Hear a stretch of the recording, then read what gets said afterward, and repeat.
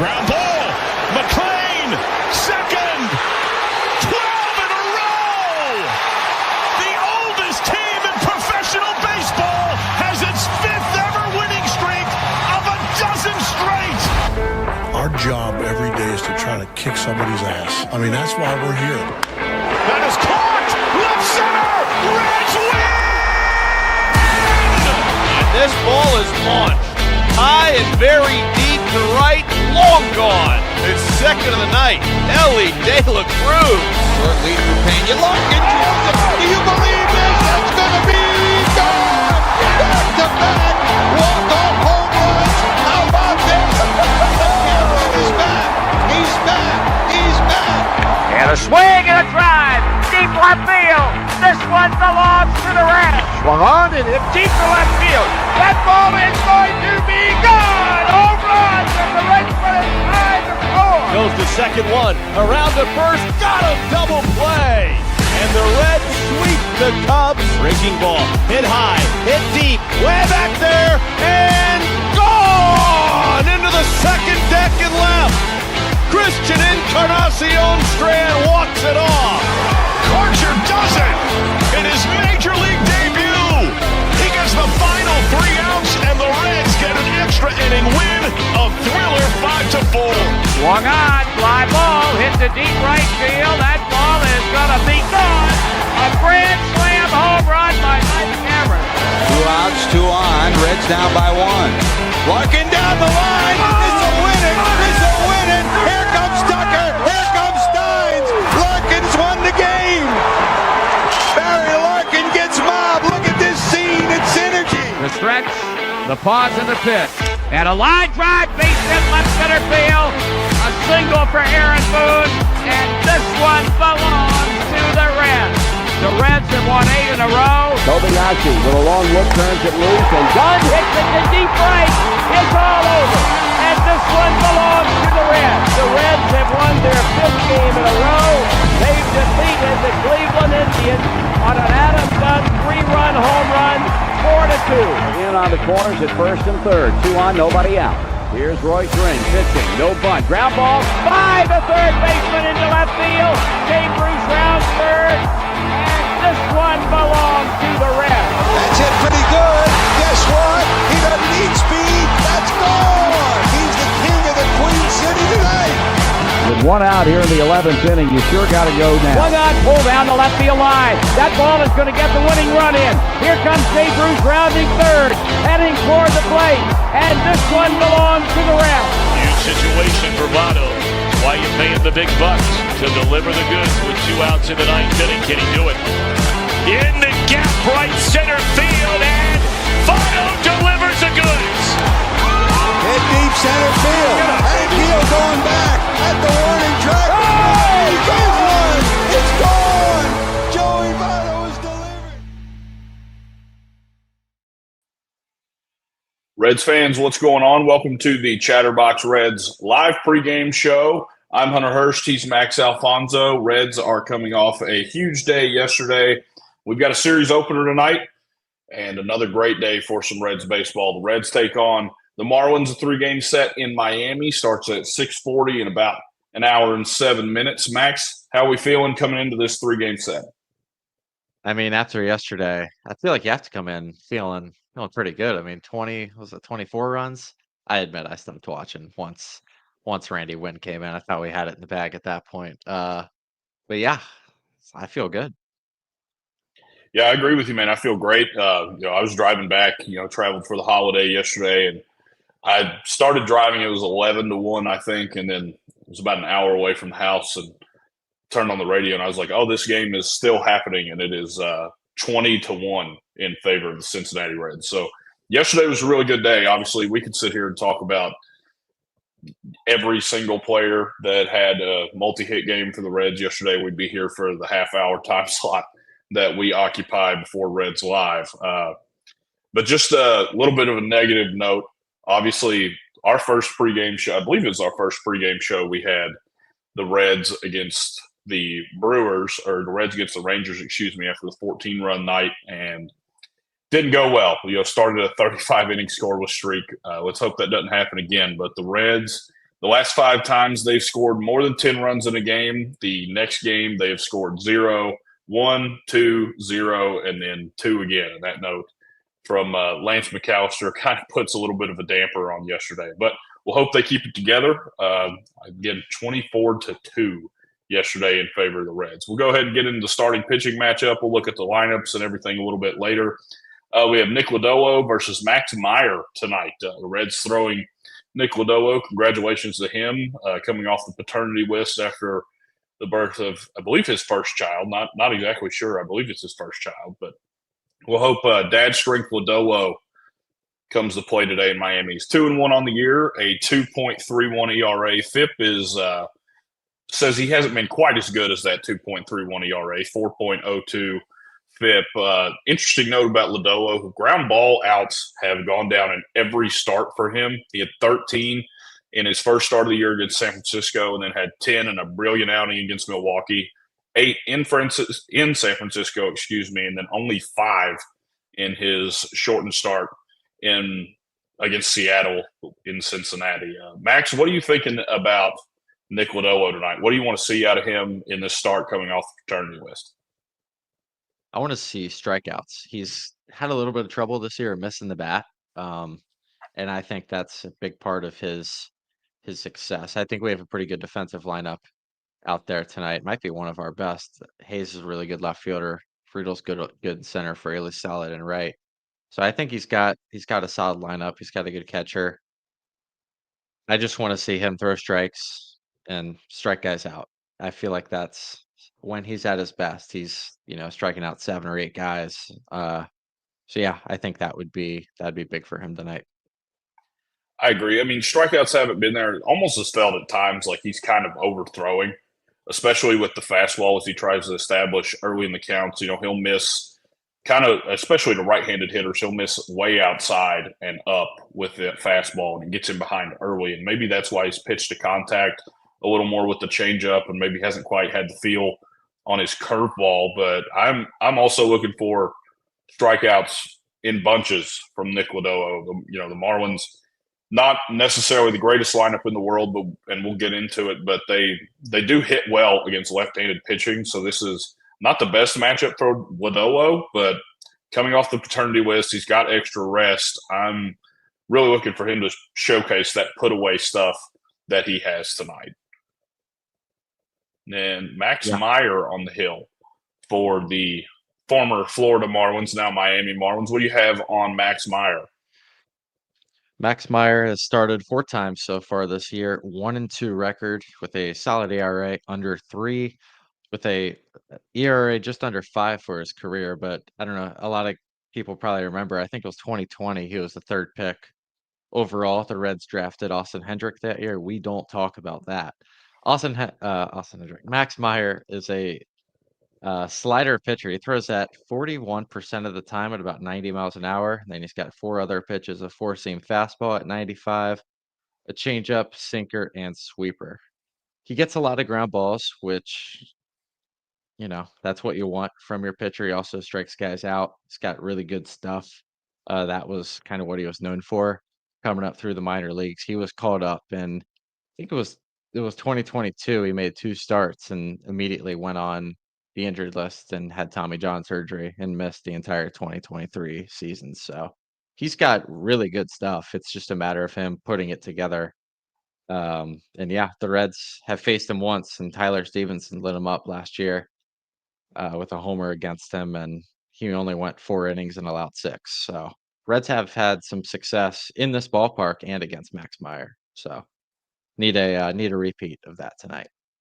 Fully agree with that.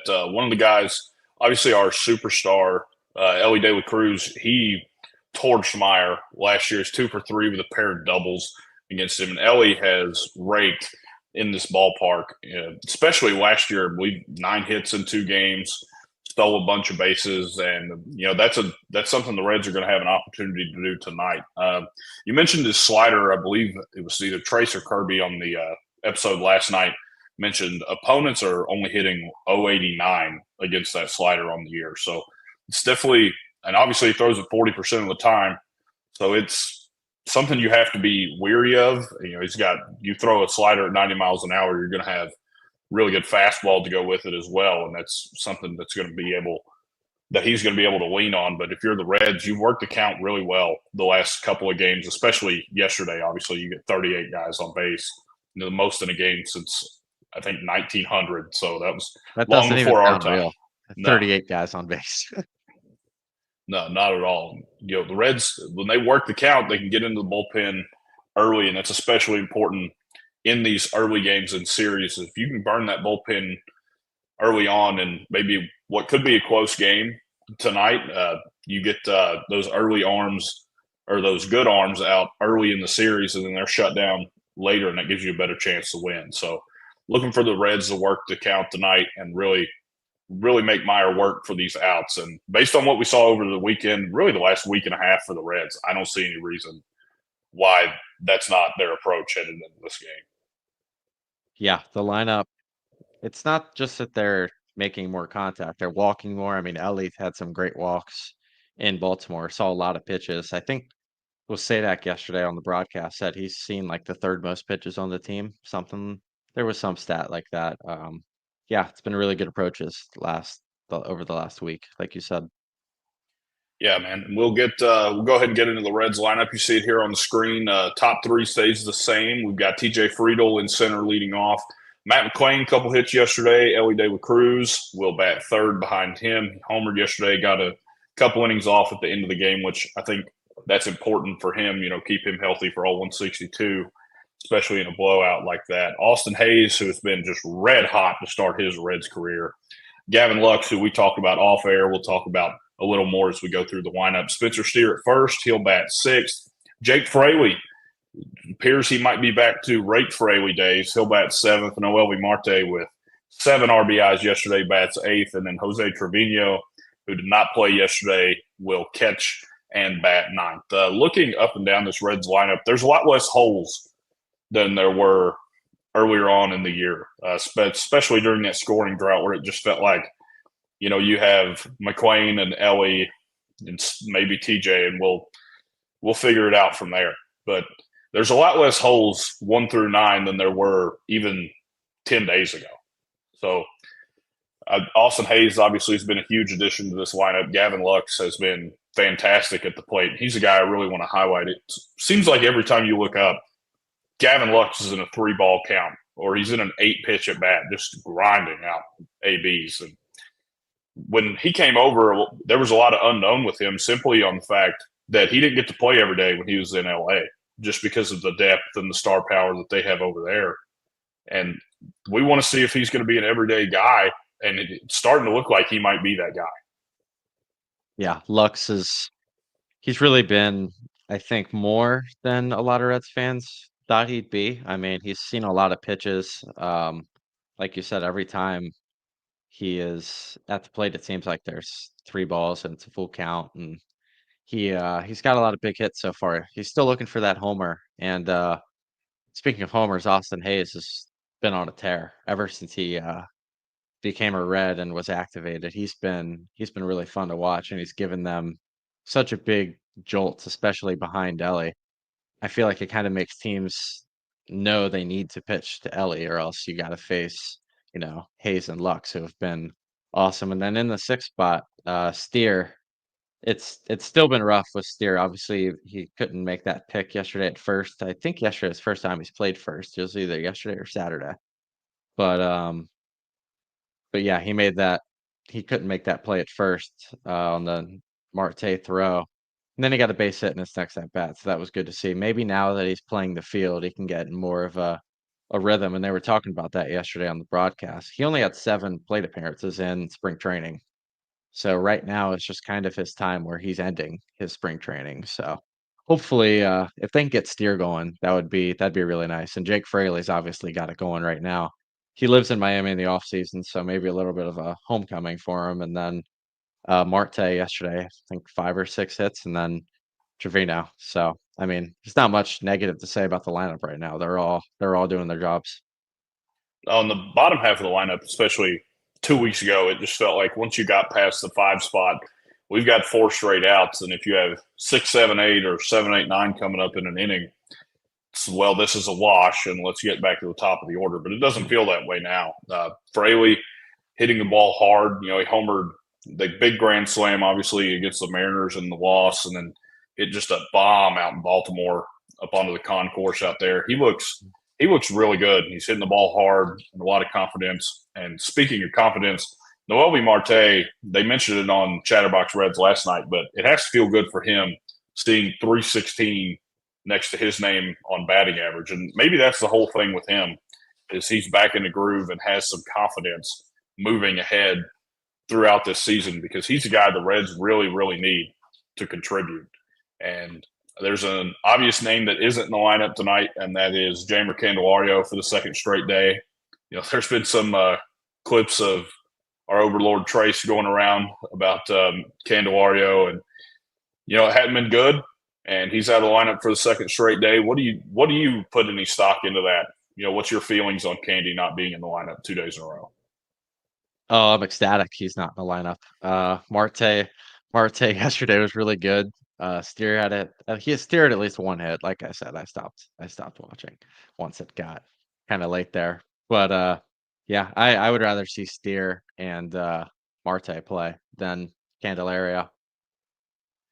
Yeah, I mean, look, Candelario, he's at least approaching the backside of the aging curve, and things haven't looked great. And with the Colorado series coming up, maybe that's the get right series for him. I remember he had a pair of home runs out at Coors Field last year, but we're coming up on the end of April, so maybe the slump is almost over, at least based on his career numbers. But he's had at least his 2 hits in the last week, as Michael Hart says in the chat. He only hits on Fridays, and it seems like those hits are against left-handed pitching, and they leave the yard. So not facing a left-hander tonight, and it is the beginning of the week, not Friday, unfortunately. So Jeimer Candelario not in the lineup tonight. I don't necessarily think there's any stock in him getting, run off the team or anything, or DFA'd, but it hadn't looked good. And the Reds have cut guys like that before. Obviously with Moustakas, he got DFA'd.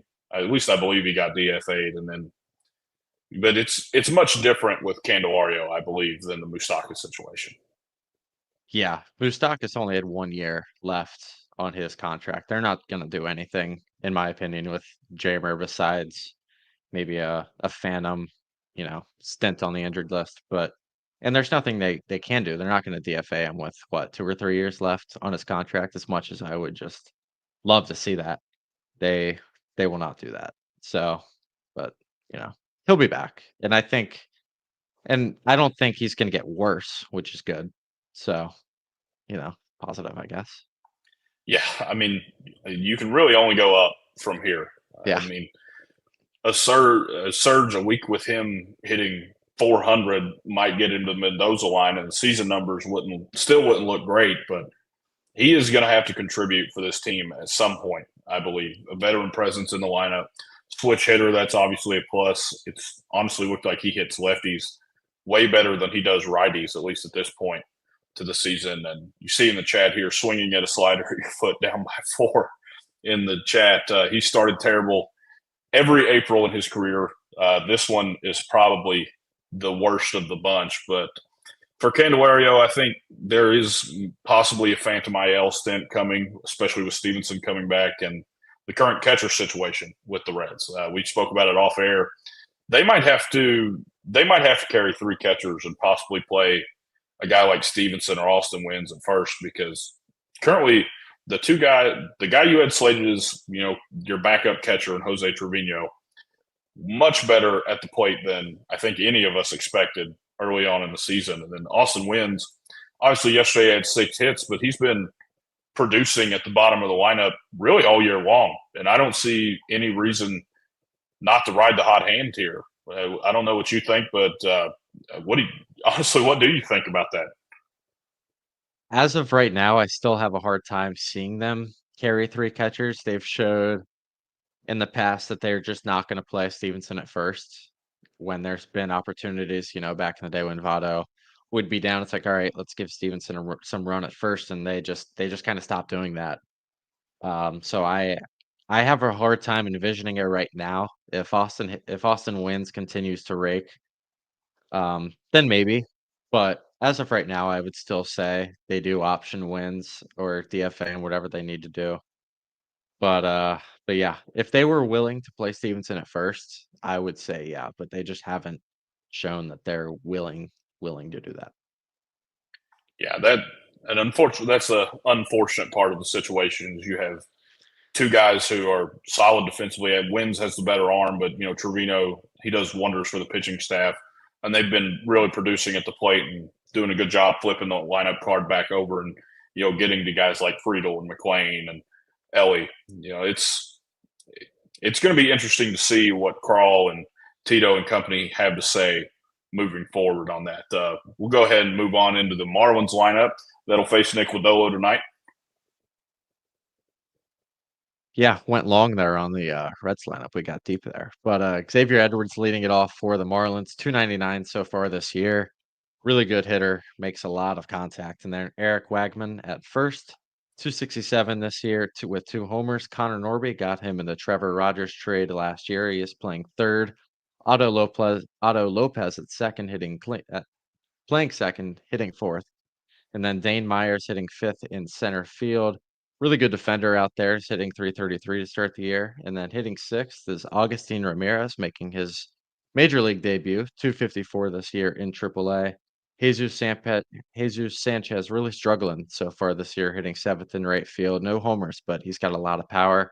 And then Javier Sonia, not really sure there, 350 hitter, playing left field. And then Ronnie Simon making his major league debut at DH. So what do you think of this Marlins lineup that I'm not going to disrespect because you never know? Yeah, no, not going to disrespect them. I might have in March if we were playing them on opening day, but this is a team. They won 3 out of 4 to open the year against the Pirates. They haven't been bad at home, and they have solid pitching as well. So this lineup can they can benefit off that if they're in a tight game. That they have good pitching. Bullpen's not bad. I would say obviously the highlight in the lineup is Augustin Ramirez making his major league debut. He was the centerpiece in the Jazz Chisholm deal last summer. He's ranked as their number 4 prospect, hit 254, OPS just south of 800. AAA Jacksonville for them had 3 homers and 12 RBIs in 19 games. Definitely think he's going to be a big piece for them. And we mentioned it earlier. This lineup has hit very, very well against left-handed pitching. 286 as a team, 2 out of every 7, and then 742 OPS. So, and there's definitely some pop here against the left-handed, side of pitching. That's not a great matchup for Lodolo, but I do think he's going to have an opportunity to get right tonight against this lineup, especially with a couple guys making their major league debuts. That might just welcome them to the big leagues, so to speak. Yeah, it would be nice if Lodolo could deliver a big start tonight. I think they really need it. The bullpen, I think, might still be a little tired after 2 nights ago when Green didn't really throw the ball that well and they had to go pretty deep into their pen. But we'll get into bullpen availability now. Anthony Bender for the Marlins, I'd say, is the only guy not available. Can't say look too deep into that, but he's pitched the last 2 days, so I would imagine he is down for them. He's one of their best arms back there. Yeah, and on the Red side, I mean, obviously I don't think you're going to see Brent Suter tonight. I think he's a guy that would be ready to go whenever called upon, but I'd have to imagine he is unavailable tonight, barring unforeseen 19-inning marathon at loanDepot Park. That really leaves you with only one left-handed option for the Reds, and it's Taylor Rogers. And he's thrown in back-to-back games through 15 pitches Saturday, I believe 11 yesterday. At least that's based on the bullpen availability. I honestly don't remember him pitching yesterday, but I was driving as well, and the game kind of got out of hand. There was a little more on the offensive side for me to kind of have to take in and grasp. But according to, I believe it's RotoWire, he's thrown in back-to-back games. So really that leaves you with one left-handed option with Mole on the IL. You see any concern there with that headed into the night? Not really. A lot of righties anyways in the Marlins lineup. I think the only guy that they would really bring in a lefty is to face Jesus Sanchez, who I think homered off a lefty last year when the Reds were playing them, but I could be wrong. But yeah, I mean, I don't have much concern if Ashcraft, Santillan, and I'm still a Pagan guy. I know that game against Seattle kind of stunk, but uh, yeah, I think the Reds bullpen will be fine tonight. Yeah, I fully agree with you. Go into the weather. We're supposed to be in the upper 70s, almost 80 in Miami. Not sure if the roof was open or closed, but either or, 63% humidity. I wrote that down. Just giving you a full weather report here. I didn't see anything on the wind, but should be a nice night for baseball down on Miami, Florida. We'll go ahead and look around the NL Central. First place Cubs are off today. Reds could gain some ground this week, potentially, against the Marlins and the Rockies. The Cubs will begin a series with the Dodgers tomorrow. Cardinals are in Atlanta. They begin that series tonight. And Milwaukee begins the series at San Francisco tonight as well. And I just noticed that I forgot to look at the Pirates, so we'll pull them up real quick and figure out who they're playing this week.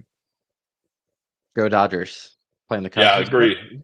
Fully agreed. Go Dodgers. Yeah, that's probably one of the only times anyone will ever hear me say that. So the Dodgers are also off today. They open a 3-game set in Anaheim tomorrow night. So late night Buccos for the Pirates fans this week. Getting to keys to the game tonight for the Reds. I mean, I'm probably going to say it every single game is to work the count. I think it's so important. Take pitches, get on base any way you can, and just really make the starter work for outs. The only time I see ambush tactic working is if this guy, just throws a meatball straight down the middle and somebody puts one in Coral Gables. Like, that's fine by me. But work the count, and then early outs for the Lodolo. He's had a couple extra days off. Would like to see him get that confidence and really start, really getting to his groove on the mound. And that's those are my keys to the game. Max, what do you got? Yeah, Lodolo going 6 innings at least. I think that would be big for him confidence-wise. Like we mentioned, he has a child now, so maybe a little baby boost. He's got someone else to make proud. So yeah, it'd be nice if Lodolo could shove tonight. Yeah, fully agree with you there. Predictions for me, I've got Elly De La Cruz is going to hit a home run tonight. 11 for 19, 2 homers and 4 doubles lifetime at loanDepot Park in Miami. And then I think Lodolo strikes out 8+ tonight. He hasn't had that stuff this year, the put away stuff, but he's got 20 Ks and 16 2/3 against Miami lifetime. So this is a get right game for him, especially he's pitched in this park before. He's had good outings in this park and good outings against this team. So that's what I think out of Lodolo. You have any predictions for tonight's game? Yeah, I said last week that Jake Fraley would homer, and you laughed at me. He didn't homer, but he hit a grand slam, I think, like the next day. So I'm going to say Jake Fraley homer again, and I think Elly's going to steal 2 bags tonight. Yeah, mentioned it. The Augustin Ramirez, not expected to stick at catcher. He's got a great arm, but pretty below average at just about everything else, including accuracy with that arm. So the Reds definitely have a shot to run in this series. Reminder to watch the post-game show tonight. I believe we have Trace and Nick on once again. They'll be live in the 9th inning. Looking forward to watching that myself during the 9th inning and hoping we're watching a Reds win. And again, want to thank everybody for watching. Again, like the stream. We appreciate you, and go Reds.